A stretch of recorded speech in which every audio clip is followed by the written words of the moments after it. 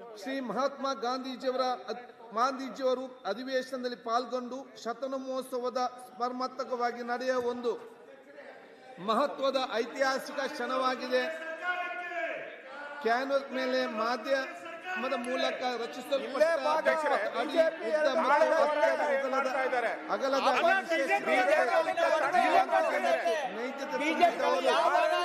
ಪ್ರಖ್ಯಾತ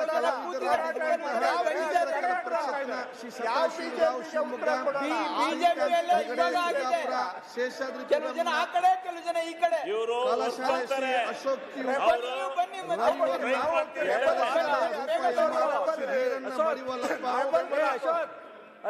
ಬೈಲ್ಹೊಂಗಲ ಮತ್ತು ಮಹೇಶ್ ಮಾಡಿದ್ದೀರಾ? ನಾಳೆ ಮೊದಲ ಸಭಾಧ್ಯಕ್ಷರು ಅಜಾಮರ ಚಿಂತನೆಗಳನ್ನು